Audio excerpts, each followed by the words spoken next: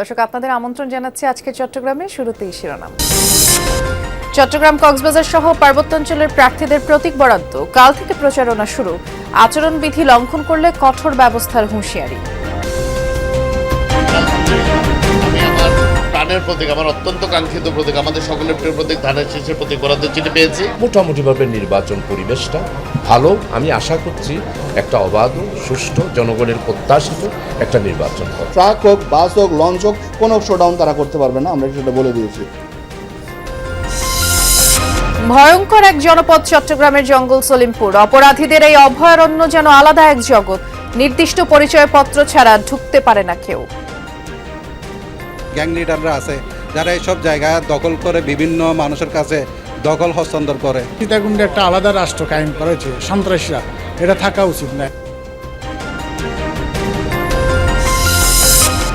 চট্টগ্রাম মেডিকেলে আধুনিকতার ছোঁয়া, ভোগান্তি কমাতে 23 শয্যায় উন্নীত কার্ডিওলজি বিভাগ। যুক্ত হয়েছে 2 কোটি টাকার নতুন সরঞ্জাম। অত্যাধুনিক যে যন্ত্রগুলো থাকার কথা সব যন্ত্র আছে এবং নতুন যে সংযোজন আমাদের এখানে ভেন্টিলেটর। বৃহত্তর চট্টগ্রামের রোগীরা এখান থেকে সেবা পাবে, কারণ এটা আসলে একটা ব্যয়বহুল চিকিৎসা।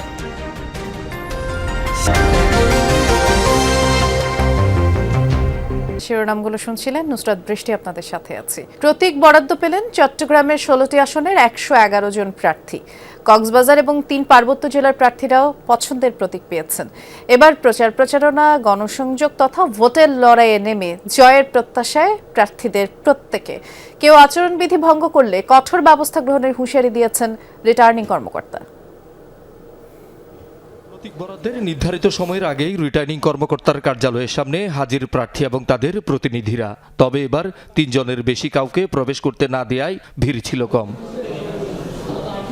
সকাল 10টা থেকে 3 রিটার্নিং কর্মকর্তার কার্যালয়ে একযোগে শুরু হয় প্রতীক বরাদ্দ। একে একে চট্টগ্রামের 16টি আসনের 111 জন প্রার্থীর হাতে তুলে দেওয়া হয় দলীয় এবং পছন্দের প্রতীক।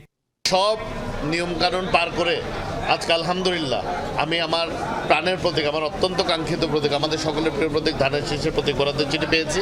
এই প্রতীক উন্নয়নের প্রতীক, এই প্রতীক গণতন্ত্রের প্রতীক, ধানের শীষ। মোটামুটিভাবে নির্বাচন পরিবেশটা ভালো। আমি আশা করছি একটা অবাধ, সুষ্ঠু, জনগণের প্রত্যাশিত একটা নির্বাচন হবে।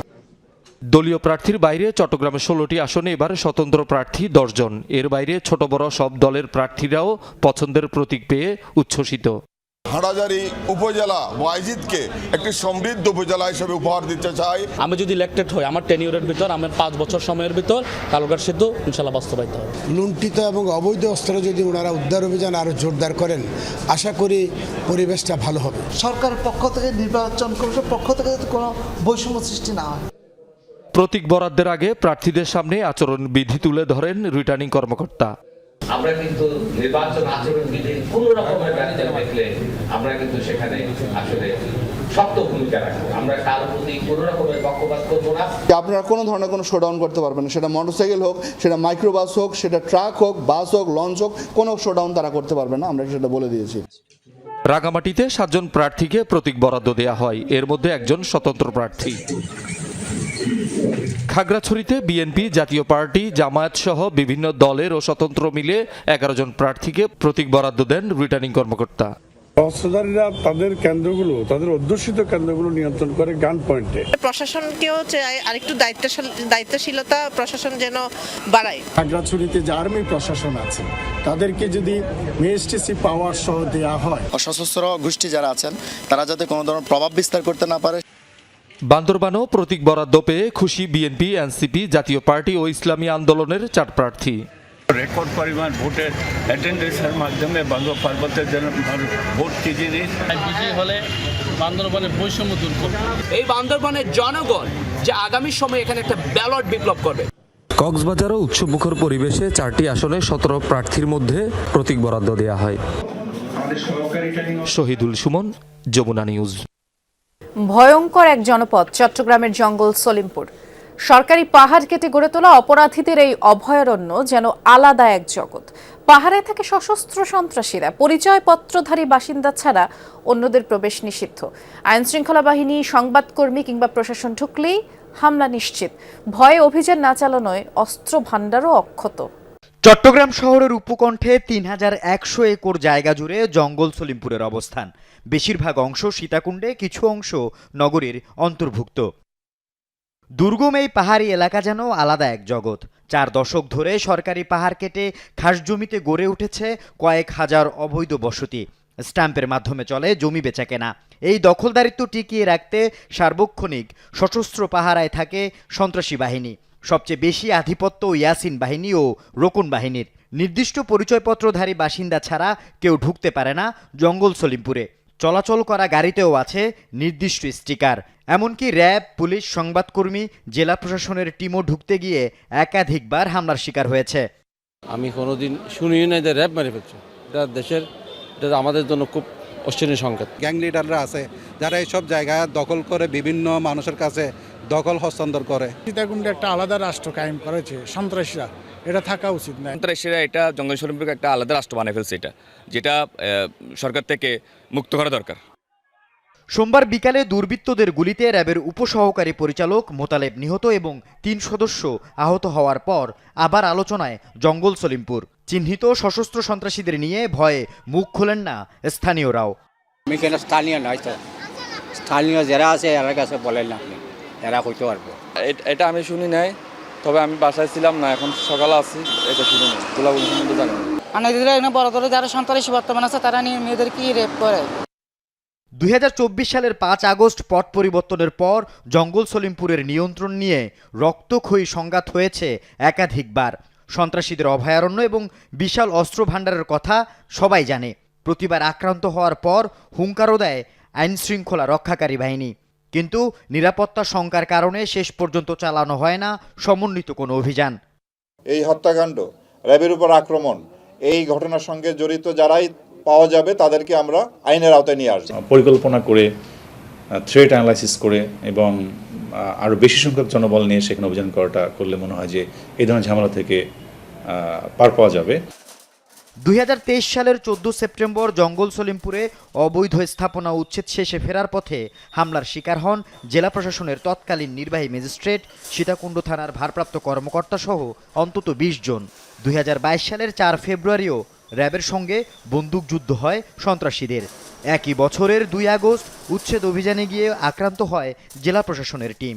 2022 সালের 8 সেপ্টেম্বর আলীনগরে পুলিশের উপর হামলা চালায় সন্ত্রাসীরা। এসব ঘটনার পর সরকারি জমি উদ্ধার অভিযানও বন্ধ। আল আমিন শিকদার, যমুনা নিউজ, চট্টগ্রাম। চট্টগ্রামের 100 জন মেধাবী শিক্ষার্থী মেয়র শিক্ষাবৃত্তি পেয়েছে। থিয়েটার ইনস্টিটিউট মিলনায়তনে আয়োজিত এক অনুষ্ঠানে তাদের শিক্ষাবৃত্তি ও সংবর্ধনা প্রদান করা হয়। অনুষ্ঠানে city mayor doctor Shahadat Hossain বলেছেন, মেধাবীরাই আগামীর আলোকিত বাংলাদেশ করবে। আত্মবিশ্বাস এবং প্রতিযোগিতামূলক মনোভাব তৈরি, ভবিষ্যৎ নেতৃত্ব তৈরিতে এই উদ্যোগ সহায়ক হবে বলেও মন্তব্য করেন তিনি। বৃত্তি পরীক্ষায় 124টি শিক্ষা প্রতিষ্ঠানের 2602 জন শিক্ষার্থীদের মধ্যে সেরা 100 জনকে পুরস্কৃত করা হয়। প্রধান পরীক্ষা নিয়ন্ত্রক অধ্যক্ষ আবু তালেব বেলাল, প্রিমিয়ার বিশ্ববিদ্যালয়ের উপাচার্য শিক্ষাবিদ সহ অন্যান্যরাও বক্তব্য রাখেন। হৃদরোগীদের চিকিৎসায় ভোগান্তি কমাতে 23 শয্যায় উন্নীত করা হলো চট্টগ্রাম মেডিকেল কলেজ হাসপাতালের কার্ডিওলজি বিভাগ। এই আধুনিকায়নে অংশ হিসেবে যুক্ত হয়েছে 2 কোটি টাকার নতুন সরঞ্জাম। এতে সরকারি হাসপাতালেও স্বল্প মূল্যে উন্নত সেবা মিলবে বলছে কর্তৃপক্ষ। চট্টগ্রাম মেডিকেল কলেজ হাসপাতালে হৃদরোগের চিকিৎসায় অপ্রতুলতা এবং নানা সংকট নিয়ে রোগীদের অভিযোগ দীর্ঘদিনের। অবশেষে কার্ডিওলজি বিভাগে 15 শয্যার সিসিইউ উন্নীত হল 23 শয্যায়। উদ্বোধন করেন সিটি মেয়র। ব্যয়বহুল এই রোগে আক্রান্তরা এবার স্বল্প মূল্যে দেশেই উন্নত সেবা পাবেন বলে আশা তার। বৃহত্তর চট্টগ্রামের রোগীরা এখান থেকে সেবা পাবে, কারণ এটা আসলে একটা ব্যয়বহুল চিকিৎসা এবং এটার জন্য আজকে আমরা যেটা দেখি সবচেয়ে বেশি আমাদের সমস্যা যেটা হচ্ছে ম্যাক্সিমাম রোগী দেশের বাইরে চলে যাচ্ছে, আমাদের টাকাগুলো বাইরে চলে যাচ্ছে। আধুনিক এই ইউনিটে প্রতি শয্যায় সংযুক্ত হয়েছে মনিটর, 40টি ইনফিউশন পাম্প, 6টি পেসমেকার মেশিন, একটি ইকো মেশিন ও 2টি ইসিজি মেশিন। এছাড়াও মিলবে তাৎক্ষণিক আইসিইউ সুবিধা। আধুনিকায়নে 2 কোটি টাকা অর্থায়ন করেছে সৈয়দ জিয়াউল হক মেজভান্ডারি ট্রাস্ট। অত্যাধুনিক যে যন্ত্রগুলো থাকার কথা সব যন্ত্র আছে এবং নতুন যে সংযোজন আমাদের এখানে ভেন্টিলেটর, রোগীকে আইসিইউতে শিফট করা লাগবে না। এখানে কিন্তু আমরা সিসিইউ রোগী যদি খারাপ হয়ে যায় যেটাকে আইসিইউতে শিফট করা লাগবে, ট্রিটমেন্ট এখানে দেওয়া হবে। এই আয়োজনটা সফলতা মুখ দেখবে তখন যখন সাধারণ মানুষ এখানে এসে চিকিৎসা নিয়ে তারা সুস্থ হয়ে এই হসপিটাল থেকে বের হয়ে যাবে। আল আমিন শিকদার, যমুনা নিউজ, চট্টগ্রাম। পর্যটনের উন্নয়ন ও বিকাশে তরুণদের সম্পৃক্ত করার লক্ষ্যে রাঙামাটিতে আয়োজন করা হচ্ছে পর্যটনের তারুণ্যের উৎসব। এই উপলক্ষে সকাল থেকে বিভিন্ন কর্মসূচির আয়োজন করা হয়। বাংলাদেশ ট্যুরিজম বোর্ডের উদ্যোগে পর্যটন হলিডে কমপ্লেক্সে 40 জন তরুণের অংশগ্রহণে ট্যুরিজম লুডু প্রতিযোগিতা অনুষ্ঠিত হয়। একই সাথে ঝুলন্ত ব্রিজ সংলগ্ন এলাকায় পর্যটন গন্তব্য ভিত্তিক পরিচ্ছন্নতা ক্যাম্পেইন পরিচালনা করে 30 জন ভলান্টিয়ার। উৎসবের আওতায় অন্তর্ভুক্ত রয়েছে জেলার পর্যটন উন্নয়ন প্রচারে ইনোভেটিভ আইডিয়া হান্টিং কার্যক্রম, পর্যটন আকর্ষণের ছবি ও ভিডিও সংগ্রহের প্রতিযোগিতা। থ্যালাসেমিয়া রোগে আক্রান্তদের চিকিৎসায় চট্টগ্রামের ফটিকছড়িতে অনুষ্ঠিত হয়েছে ফ্রি মেডিকেল ক্যাম্প ও কাউন্সেলিং। মাইজ ভান্ডার দরবার শরীফে গাউসিয়া আহমদিয়া মঞ্জিলে দিনব্যাপী এই ক্যাম্পে শতাধিক রোগীকে বিনামূল্যে সেবা ও পরামর্শ দেন বিশেষজ্ঞরা।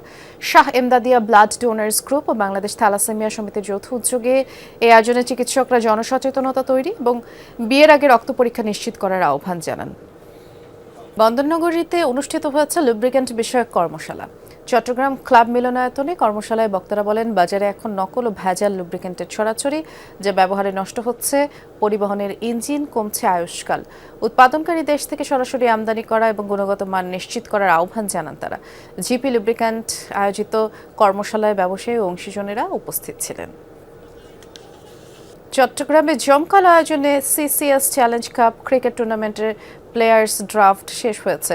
চট্টগ্রাম ক্লাবের টেনিস কোর্ট হল রুমে এই ড্রাফট অনুষ্ঠানে অংশগ্রহণকারীরা দলগুলো তাদের চূড়ান্ত স্কোয়াড গঠন করে এবং উদ্যোক্তারা জানান, ক্রিকেট উন্মাদনা ছড়িয়ে দিতে স্থানীয় প্রতিভা বিকাশে সিজেকেএস ক্লাব সমিতির উদ্যোগে আয়োজন। এ সময় সমিতির কর্মকর্তারা উপস্থিত ছিলেন। টুর্নামেন্টে মোট 10টি দল অংশ নিচ্ছে। শিক্ষার্থীদের অংশগ্রহণে উৎসব মুখর পরিবেশে চট্টগ্রামে অনুষ্ঠিত হচ্ছে বার্ষিক ক্রীড়া ও সাংস্কৃতিক প্রতিযোগিতা। দিনব্যাপী বিভিন্ন ইভেন্টে অংশ নেয় অপর্ণাচরণ সিটি কর্পোরেশন বালিকা উচ্চ বিদ্যালয় ও কলেজের শিক্ষার্থীরা। এই খেলাধুলার পাশাপাশি যেমন খুশি তেমন সাজু প্রতিযোগিতা অনুষ্ঠিত হয়। উদ্বোধন করেন সিটি কর্পোরেশনের ভারপ্রাপ্ত প্রধান নির্বাহী কর্মকর্তা। পরে বিজয়ীদের পুরস্কৃত করা হয়। এ সময় প্রতিষ্ঠানটির অধ্যক্ষ আবু তালেব বেলাল সহ শিক্ষক, শিক্ষার্থী, অভিভাবকরা উপস্থিত ছিলেন। এই ছিল আজকে চট্টগ্রামের আয়োজনে। সাথে থাকার জন্য ধন্যবাদ সবাইকে।